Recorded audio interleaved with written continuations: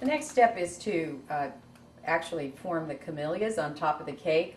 So here's some little handy hints, I hope. I have multiple 127s. It's one of my favorite size rose tips. So I have a zillion of them actually, because each cone, and I do use paper cones, takes its own tip, and you don't want to reload. And let me just show you why. I use paper so that I can throw them away. I use a paste. This is Baker's Rose for this particular one. And the cones have a back, which is here, and then the top, or the front, I guess the top. And so I'm going to paint with a brush that's about 1/4 of an inch wide. I'm going to paint a stripe of this Baker's Rose up in the middle from the tip all the way up to the top of the paper cone. So you don't really want to be doing this to your canvas bags or whatever. So that's why I use the paper. So here we go now. So I have, you can see that, I have this painted at the top of the bag, and so then I want to make sure that the top of the tip, or the thin part of the tip, is up at the top as well, so it kind of matches the position of the stripe.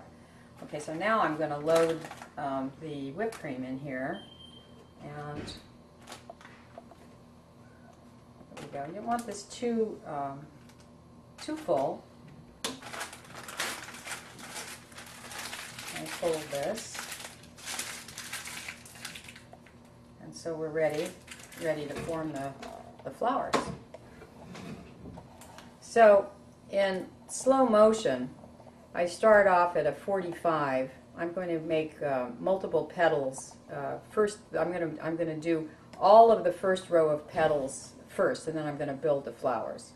So I start at about a 45-degree angle, and I just sort of come back and change the angle and come back in here. So I actually make a whole petal. So I do this kind of fast. And right now, let me just squeeze that. Oh, I got this on the wrong side here. So now I'm going to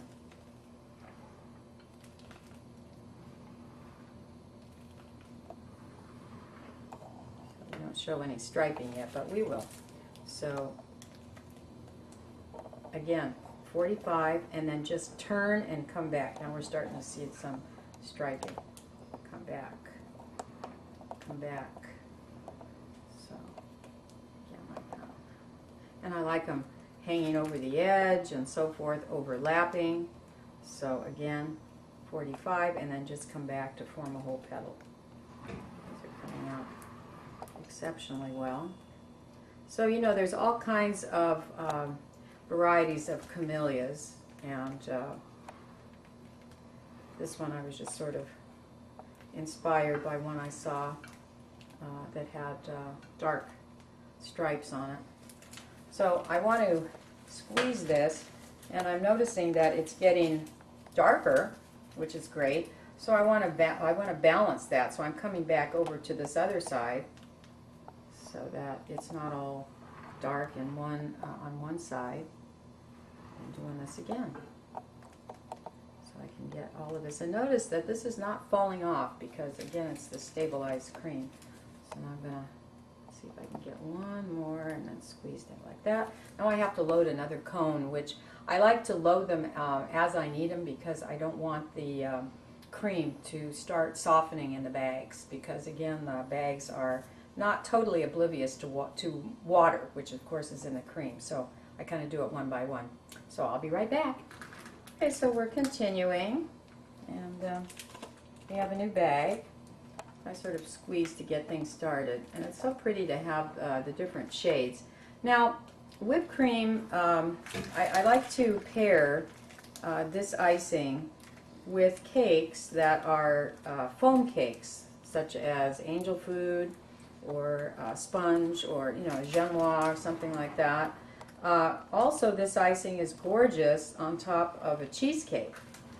What I do is I tend to pair whipped cream with any cake that doesn't have butter in it, like a layer cake, any dense cake, because the butter cakes are supposed to be tasted at room temperature.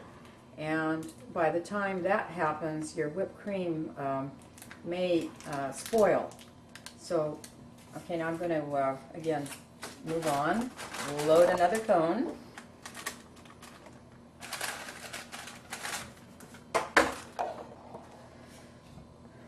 Go ahead. Yeah. So I've just changed another bag, and I'm just piping all of the first layer. Now I'm going to come back in between, and again, a slightly higher angle, and I'm just going to curve and just come back on the petal. Very similar to say a sweet pea petal or something like that, except that I'm up instead of flat on the surface. I just kind of come back and try and, depending on the how the color is coming out, I sort of want to distribute it so it looks even. Now there are some camellias that have a more rounded and open feel, and you can do that. And you can also very effectively airbrush whipped cream. And then if you wanted to put on a cake, not this particular cake, but if you wanted to pair this, say, with a keepsake, you can make your keepsake, and then by putting dowels on the cake, of course it would be a smooth surface, you can combine your royal icing work with your and your gum paste work with your whipped cream, as long as they don't touch each other. So I've done that very effectively. So you can do all kinds of things. Whipped cream does not limit you in terms of your other creative venues with gum paste. And again, I'm doing this pretty fast because I'm just squeezing and coming back. And now I'm going to pipe a third level and kind of round it and fill it out. Now some camellias have little stamens in the middle, yellow stamens, but this variety doesn't, because this one's more of a closed camellia. But I'm just showing you, and I'm sure that you can just use this information and go to town with your creativity. It's meant to inspire. And we're almost done here. Looking good.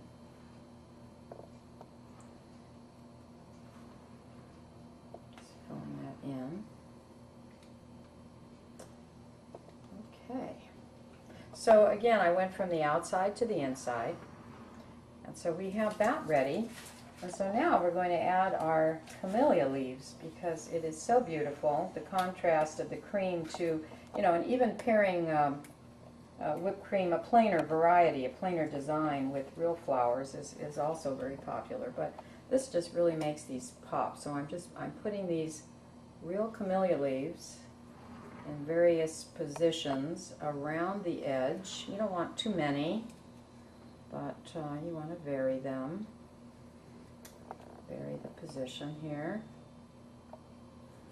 And you don't want them too big, although you can use a little bit larger leaf in the center, sort of at an angle here. So you use about, maybe 7 or 8 leaves on this.